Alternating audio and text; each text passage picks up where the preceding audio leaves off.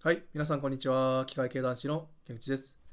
今回はですね、辻村瑞希さんの書かれた傲慢と善良をですね、紹介していこうと思います。で、はじめにですね、この本の感想をね、率直に言っちゃうと、この本はですね、結構ヘビーなんですよ。ヘビーな話で、結婚のことに関するお話なんですよね。で、結婚に対する、男性の考え方と女性の考え方の、違いをね、しっかり綺麗に描写して、本当に考え方の違いを浮き彫りにした作品なんですよ。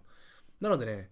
全然ね、まだ結婚のことを考えてない僕からしてもですね、結構チクチク刺さる部分があって、ちょっとね、読んでて楽しくないなっていう本だったんですよ。で、さらに言うと、女性が読んだらね、多分ね、もっとね、嫌な気持ちになるかなって思います。結婚に対して真剣に悩んでる人こそ、多分この小説はね、多分読んでて面白くないような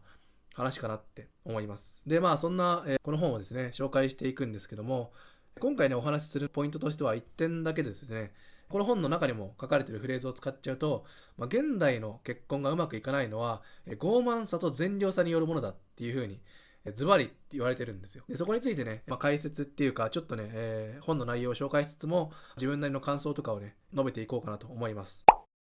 で、最初に言った傲慢さと善良さのせいで、現代の結婚がうまくいかないって言ったんですけども、それぞれについてちょっとね、補足を加えますと、まず1点目、傲慢さについてですね、なぜ傲慢だと結婚できないのかっていうと、これはね、婚活アプリで2人の、男女が出会うんですけども、そういうマッチングアプリとか婚活アプリになってくると、人はね、傲慢な部分が出てしまうんですね。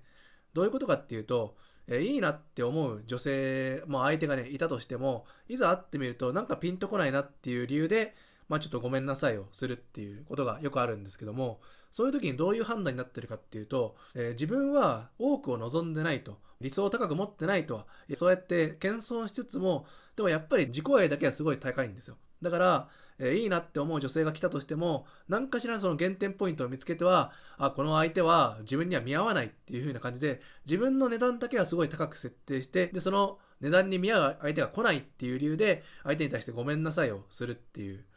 それが、人の傲慢さが出ちゃう。自分だけはすごい可愛くて、で、相手のことは値踏みするような感じで見てしまうっていう、そういう傲慢さが出てしまって、マッチングアプリとか婚活アプリで会ってはみるんだけども、それ以降あんまりうまく発展しないってことが、よくあるらしいんですね。で、対して善良さに対してですけども、善良さっていうのは、要はですね、今までずっと親から見て、周りから見て、素直でいい子で育ってきた人が善良で結婚できないっていうことになっちゃうんですけども、どういうことかっていうと、今までは周りから見ていい子でいようとか、親が敷いたレールの上をですね、しっかりと従順に守って辿っていくと、結果的には親とか周りがどんどん決めちゃって、自分で決められない、自分の意思がない大人に育っちゃうんですね。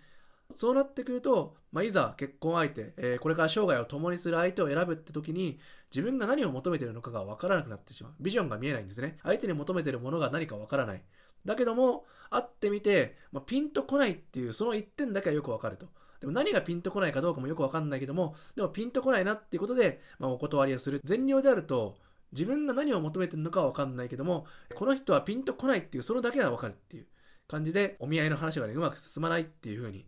なってしまうと。この2点がですね、現代の出会いとか婚活に対して起こっている問題であるっていうふうに、そういう描写がね、いっぱいあるんですけども、じゃあその、主人公2人ですね、男性女性の主人公それぞれで、お互いにですね、傲慢さと善良さを兼ね備えてるんですよ。じゃあそんな2人がですね、どうなっていくかっていうと、これね、ネタバレ含んじゃうんですけども、まず善良な部分ですね。この善良な部分っていうのは、捨てることになります。結果的には。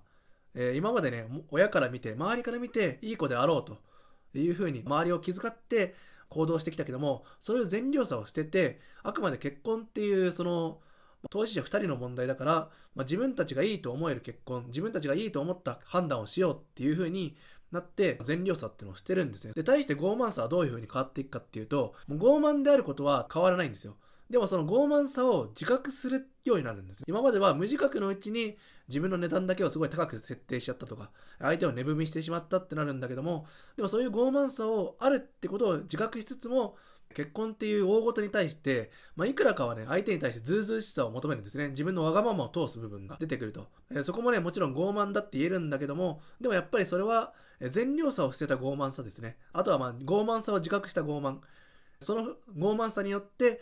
結婚っていうことに踏み切っていくんですね。なのでやっぱ恋愛とか結婚においては、傲慢さを100%なくすと多分それは善良になっちゃうんですよ。なのでね、恋愛とかにおいては、自分が好きだから、自分がこうやりたいから、こういう結婚式あげようっていう、そういう傲慢さっていうか、ずうずうしさっていうのは多分必要なんですよね。そんな感じで2人がどんどん変わっていって、最初はね、自分の値段を高くする傲慢さと、あとは自分がいい子であったっていう善良さを兼ね備えた2人が、結果的には傲慢さを自覚して、善良さを捨ててって、結婚に踏み切っていくっていうお話なんですけども、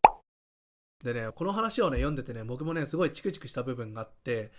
僕もね、マッチングアプリやってて、実際にお付き合いしたこともあったんですけども、その時のね、自分とその登場人物の男性がね、本当にね、すごい重なっちゃって、だからもう自分の気持ちとかね、結構ズバズバね、言い当てられるところもあるんですよ。第三者によって、こういうことでしょ、こういう気持ちでしょっていう風に、言われるんですけど、それがね、完全に一致しちゃってて、結構チクチク刺さってくるんですよね。で、あと言ってんですね、この話を読んでて、その結婚に対する、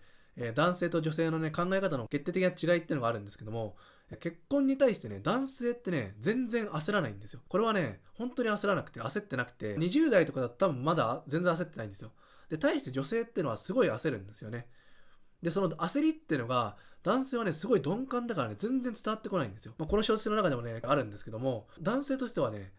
なんか、落ち着いたら結婚しようみたいな、そんなレベルなんですよね。で、このね、本のストーリーの中にも出てきたんですけども、女性側がですね、男性のことを騙して、嘘をついてですね、騙して男性をですね、結婚する気にさせるんですけども、この行動についてね、僕の勝手な意見を言っちゃうと、これね、全然ありだと思うんですよ。それぐらいね、男性ってね、結婚についてね、考える気がないんですよ。全然焦ってないし。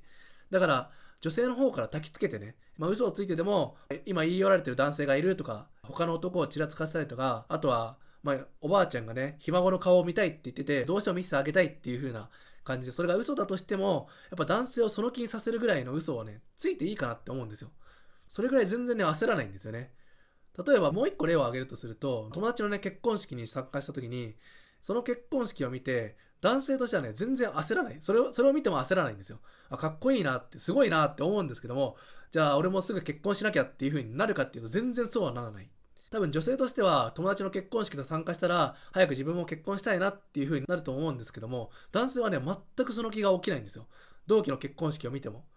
それこそね、同期が10人いて、10人中9人が結婚しましたってなったら、さすがにね、焦ってくるんだけども、まだね、今26歳ってのもあるんだけども、10人同期がいたら1人ぐらいしか結婚してないから、全然ね、まだ焦ることがないんですよ。男性はね、本当に鈍感だし、全然焦らないから、やっぱり嘘をついてでも焚きつけるのはね、全然有効かなって思うんですよ。それぐらいね、やっぱ男性と女性で結婚に対する考え方が違うっていうのも、この本でもね、すごい明確に表れてて、なので女性からしたらね、この本は、読んでてイライラするような本だと思うんですよ。なんでこんなに男性はすごい鈍感なのかとか、あとはなんでそんなに焦らないのかっていうのはすごいイライラすると思うんですよね。そこら辺もね、男性の見方がすごい書かれてるので、そういうのも知りたいよっていう人は読んでみてもいいかもしれないですけども、多分ね、読んでてイライラすると思います。女性から読んだら。そんな感じで、その結婚とかね、恋愛について、今直面している人にとっては、この本はね、ちょっとね、重たくてね、ヘビーなんですよ。読んでて楽しくないような本なんですけども、でも結婚とかに対してね、全然考えてこなかった人は、